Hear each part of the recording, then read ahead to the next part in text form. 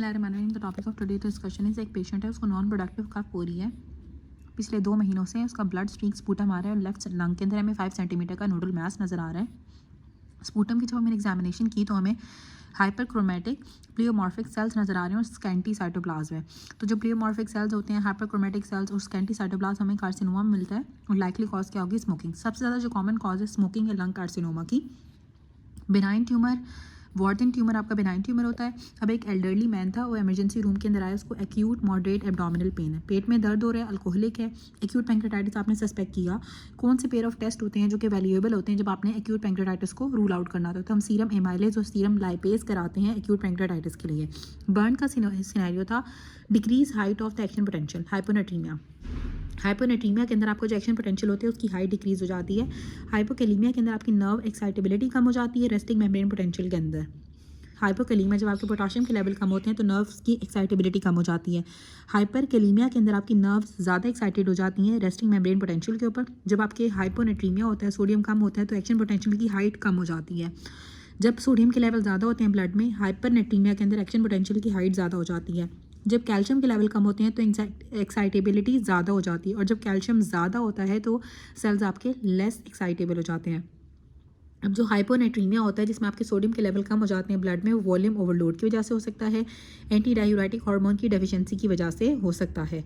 तो सबसे ज़्यादा जो इंपॉर्टेंट है वो आपकी होगी कि जो हाइपोनेट्रीमिया है ना, वो सबसे ज़्यादा वॉल्यूम ओवरलोड की वजह से होता है।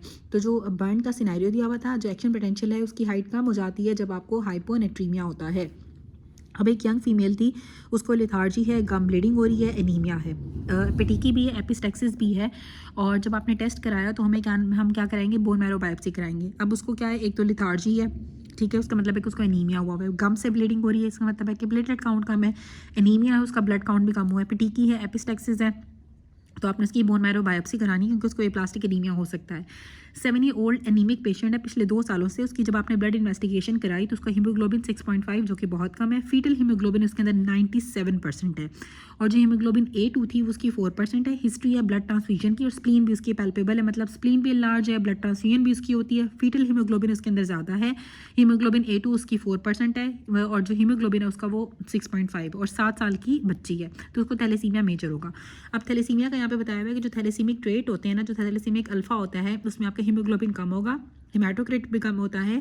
और जो आप हीमोग्लोबिन की इलेक्ट्रोफोरेसिस हम कराते हैं तो वो नॉर्मल होती है। हीमोग्लोबिन A 97% होती है, A2 2% होती है और जो फीटल हीमोग्लोबिन होती है वो 1% होती है। थैलेसीमिया माइनर के अंदर भी आपका हीमोग्लोबिन कम होता है, हिमेटोक्रिट भी कम होता है। हीमोग्लोबिन की इलेक्ट्रोफोरेसिस के ऊपर हीमोग्लोबिन A आपकी 93% होती है, A2 5% और फीटल हीमोग्लोबिन 2% होती है। थैलेसीमिया मेजर के अंदर हीमोग्लोबिन कम होगा, हिमेटोक्रिट कम होगा। जब आप हीमोग्लोबिन की इलेक्ट्रोफोरेसिस कराओगे जो हीमोग्लोबिन A होगी वो प्रेजेंट नहीं होगी, नॉर्मल हीमोग्लोबिन आपकी हीमोग्लोबिन A ही होती है। A2 उसके अंदर 10% होगी और फीटल हीमोग्लोबिन 90% होती है, या बहुत ज़्यादा होती है थैलेसीमिया मेजर में। प्राइमरी सिफिलिस का जो बेस्ट टेस्ट होता है वो हम डायग्नोसिस की जेनिटल सोर्स से लेते हैं। प्राइमरी सिफिलिस के जो बेस्ट स्पेसिमेन होता है वो हमें जेनिटल सोर्स से मिलता है। सीरोलॉजिकल टेस्ट जिससे हम बेस्ट डायग्नोज कर सकते हैं क्यू फीवर को, ठीक है, क्यू फीवर को सबसे ज़्यादा जो है क्यू फीवर आपका बेस्ट टेस्ट होता है। सीरोलॉजिकल टेस्टिंग हम कराते हैं क्यू फीवर को डायग्नोस करने के लिए। अब एक यंग बॉय था, उसको क्रॉनिक डायरिया है और किसी ग्लूटेन फ्री डाइट से भी रिस्पॉन्ड नहीं कर रहा है। जब आपने उसकी एंडोस्कोपी की या क्लोनोस्कोपी की तो आपको विलस एट्रॉफी में नजर आई। अगर एक ऐसा पेशेंट जिसको क्रॉनिक डायरिया हो और ग्लूटेन फ्री डाइट से भी उसका डायरिया इंप्रूव नहीं हो रहा हो और साथ उसकी विलस की एट्रॉफी हो तो लाइकली डायग्नोसिस उसकी JRDSS होगी। अब एक 1 वीक ओल्ड न्यूबॉर्न था, वो इमरजेंसी डिपार्टमेंट में आया है होम डिलीवरी के बाद वो इमरजेंसी के अंदर आया है। उसके पेरेंट्स स्टेट कहते हैं कि ना तो उन्होंने वैक्सीनेशन कराई है और ना ही उन्होंने कोई डिलीवरी के बाद कोई मेडिकल चेकअप कराया बच्चे का।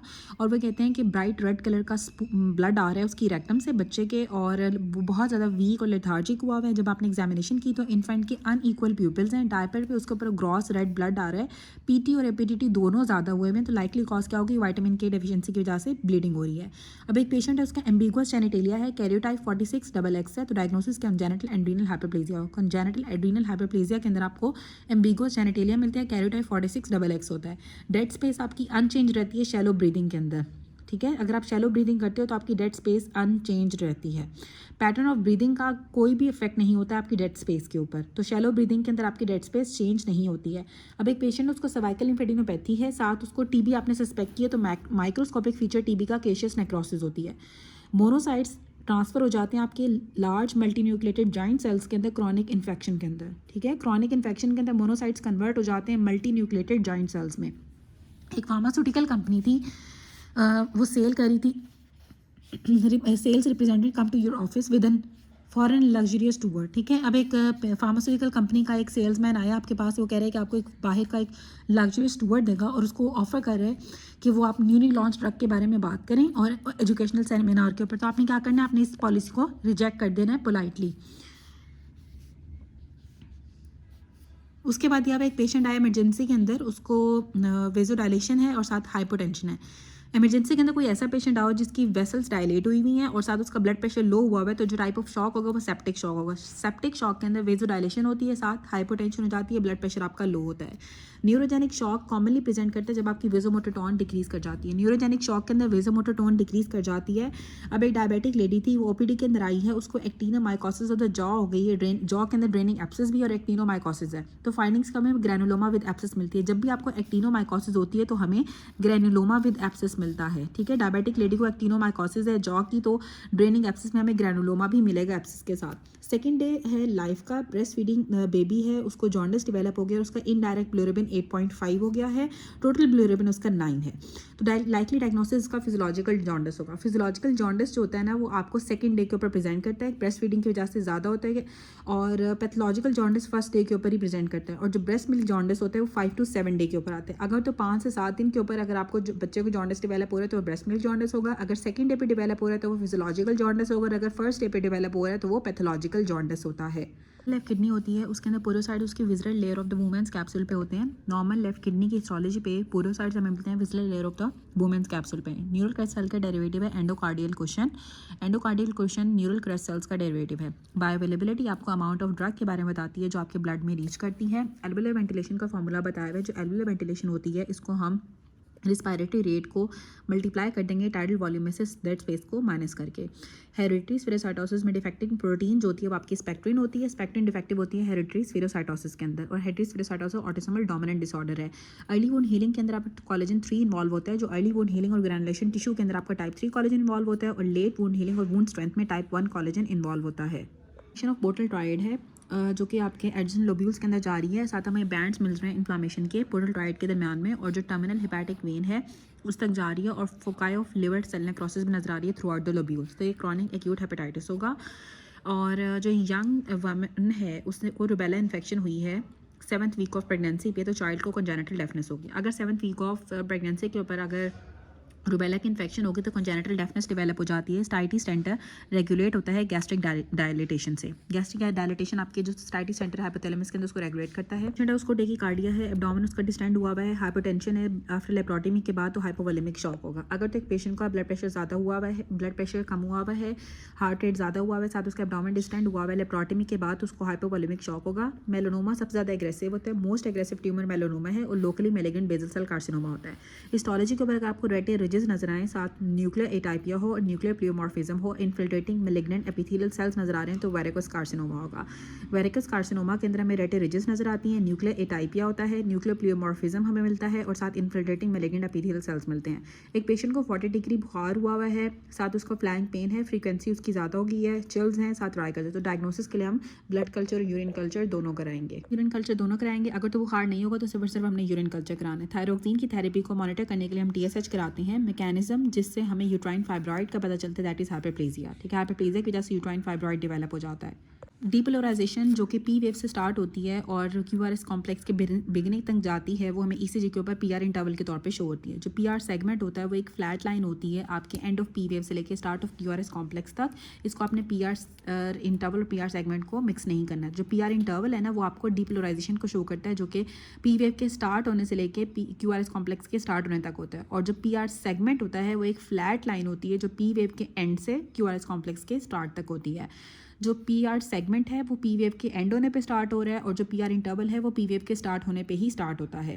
थोरैकोसेंटोसिस के दौरान 9 इंटरकॉस्टल स्पेस से आपने सैंपल लिया तो आप 9 इंटरकॉस्टल नर्व को डैमेज कर सकते हो।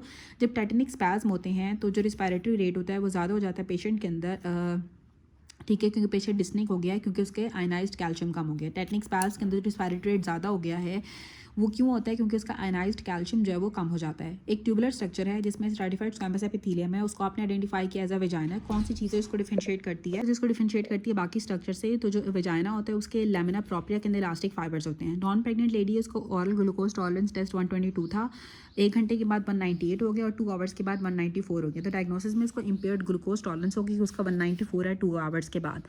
Fasting blood sugar level further investigation आपने करानी है अगर तो आपका लेस देन 7 मिलीमोल पर लीटर है, ठीक है। 6.7 करेक्ट है। अगर आपका फास्टिंग ब्लड ग्लूकोज लेवल जो है वो 7 मिलीमोल पर लीटर से कम है, 7 मिलीमोल पर लीटर से कम है, फर्दर इन्वेस्टिगेशन करानी है। हिस्टोलॉजिकल सेक्शन लिया आपने ग्लैंड का, उसके आपको बहुत सारे ऐसे नजर आ रहे हैं कि सूडो स्ट्रैटिफाइड कॉलमनर एपिथेलियम से लाइंड है, सब एम्बेडेड हुआ है स्ट्रोमा के अंदर, स्मूथ मसल उसके सराउंड पे नजर आ रहे हैं। तो जो ग्लैंड होगा प्रोस्टेट ग्लैंड होगा, क्योंकि जो प्रोस्टेट ग्लैंड होता है उसका फाइब्रोमस्कुलर स्ट्रोमा होता है। मेल एंड फीमेल पेशेंट है, उनको आपने डिवाइड किया है ग्रुप्स के अंदर और फिर दोबारा सब ग्रुप्स के अंदर। कौन सी टाइप की सैम्पलिंग है? स्ट्रैटिफाइड रैंडम सैम्पलिंग होती है जिसमें आप उनको ग्रुप्स और सब ग्रुप्स में डिवाइड कर रहे हो। लेडी है वो कंप्लेन कर रही है कि उसका थिक स्लाइवा है। सिंपैथेटिक रिसेप्टर रिस्पॉन्सिबल कौन से रिसेप्टर्स होते हैं? ठीक है, अल्फा 1 बीटा 1 रिसेप्टर्स होंगे जिसकी वजह से उसका सिंपैथेटिक रिसेप्टर जो रिस्पॉन्सिबल होते हैं थिक स्लाइवा के लिए, इसमें अल्फा 1 बीटा 1 रिसेप्टर्स होते हैं। प्राइमरी डिहाइड्रेशन से आपका जो एक्स्ट्रा सेलुलर फ्लूइड की ऑस्मोलैरिटी होती है वो ज़्यादा हो जाती है। 45 ईयर ओल्ड वमेन थी, उसका वेट लॉस हो रहा है, T3 T4 उसके ज़्यादा हुए हैं, TSH कम है, तो मोस्ट लाइकली डायग्नोसिस की प्राइमरी हाइपरथायरॉयडिज्म होगी।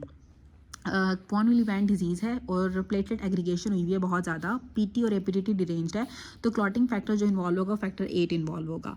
Venus drainage of the heart mainly आपकी कॉरोनरी साइनस से होती है। एंटीरियर इंटरवेंट्रिकुलर आर्टरी अकम्पनी करती है ग्रेटर कार्डिक वेन को, ठीक है। जो एंटीरियर इंटरवेंट्रिकुलर आर्टरी होती है उसके साथ आपकी ग्रेटर कार्डिक वेन होती है।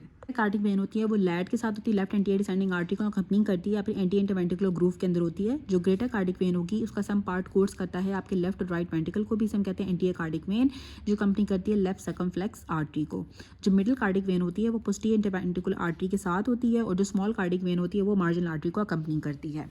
उसके बाद आते हैं एक पेशेंट है, उसको फ्रीक्वेंट इरेगुलर पल्स आ रही है एग्जामिनेशन के ऊपर, इरेगुलरली पल्स है उसकी एग्जामिनेशन के ऊपर, ईसीजी के ऊपर कोई पी वेव नहीं नजर आ रही है, एब्रप्ट आर वेव नजर आ रही है, क्यूआरएस कॉम्प्लेक्स भी इरेगुलर है, डायरेक्टली डायग्नोसिस एट्रियल फिब्रिलेशन होगी।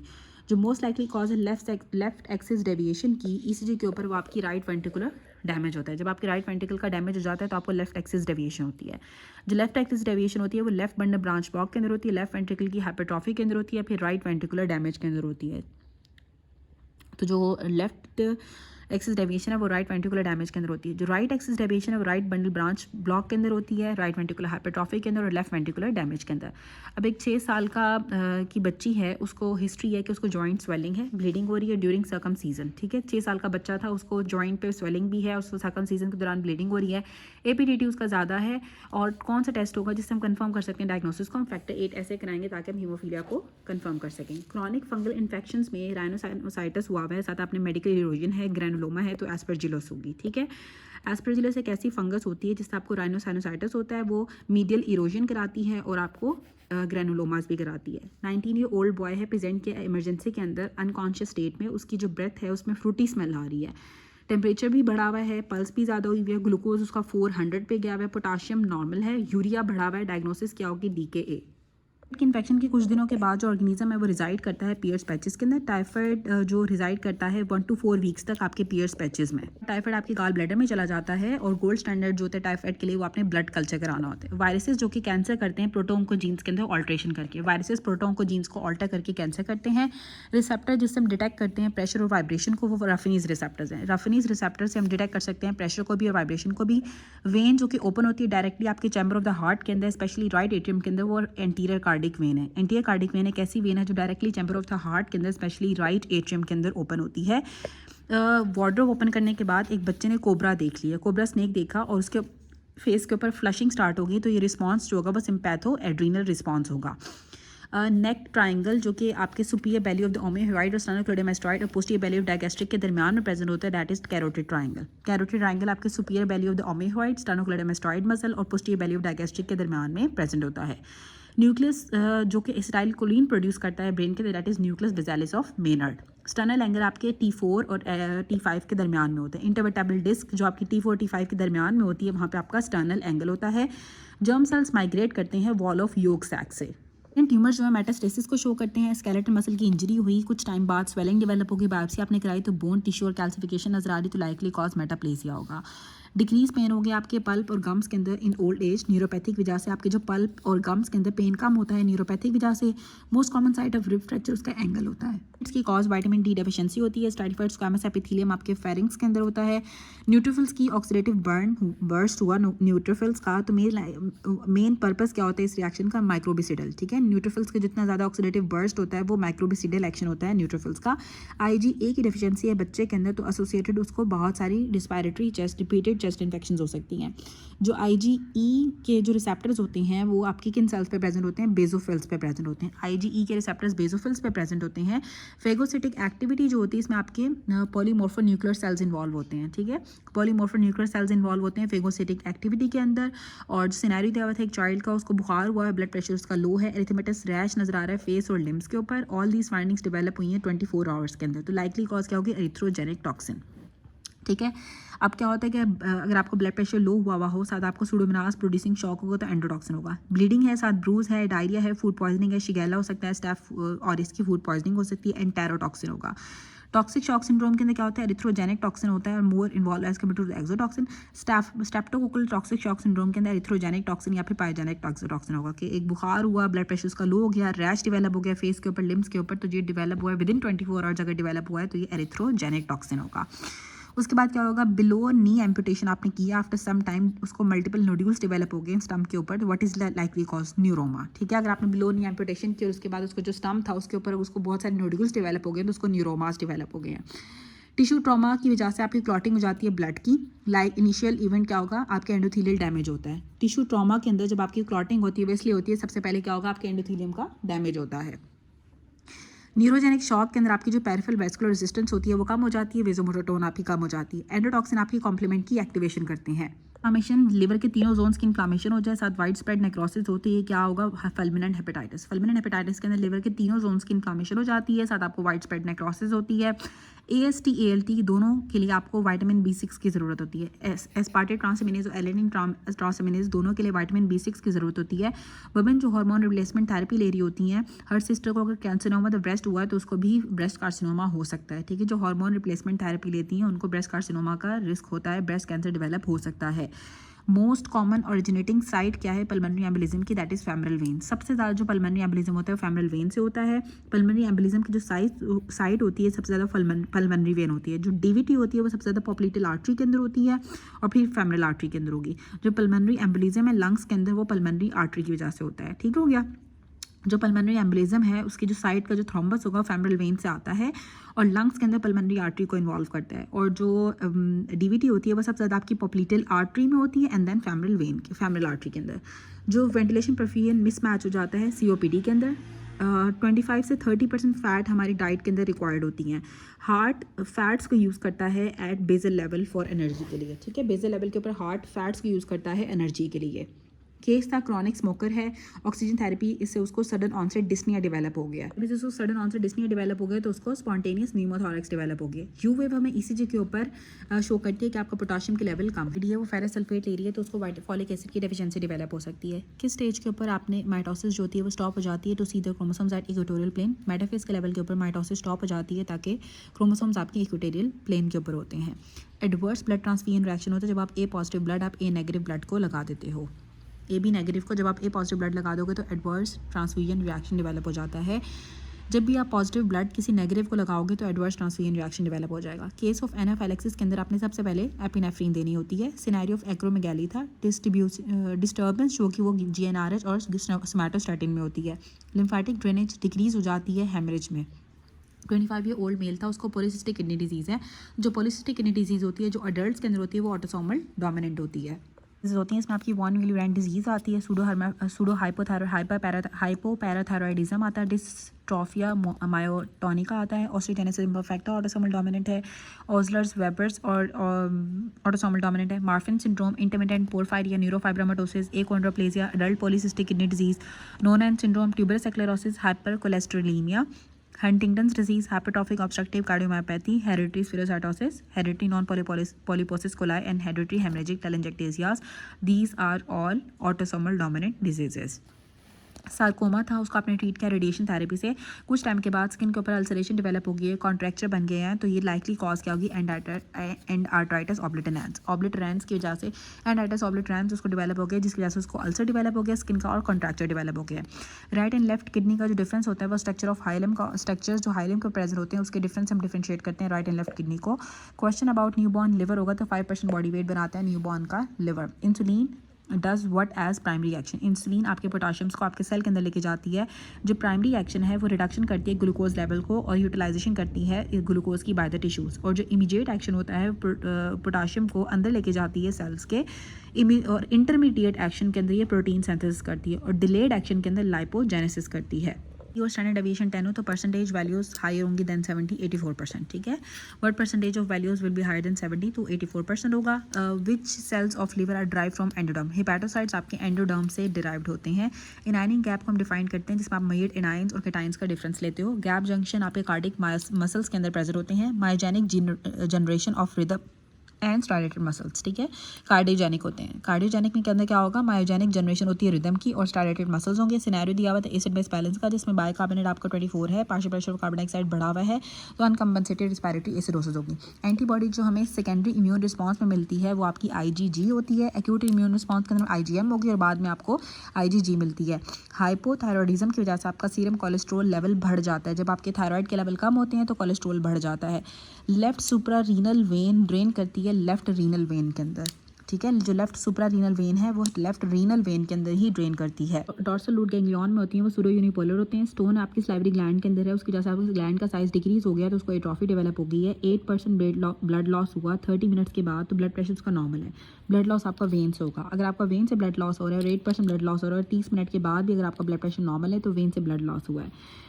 वर्टिकल डायमीटर थोरेसिक कैविटी का इंक्रीज हो जाता है डायफ्राम से। 7th सेगमेंट ऑफ जो लंग का हमें नजर आता है दैट इज मीडियल बेसल, ठीक है। जो 7th सेगमेंट है लंग का वो मीडियल बेसल होता है। कैरेक्टरिस्टिक्स ऑफ मैलिग्नेंसी मेटास्टेसिस होती है।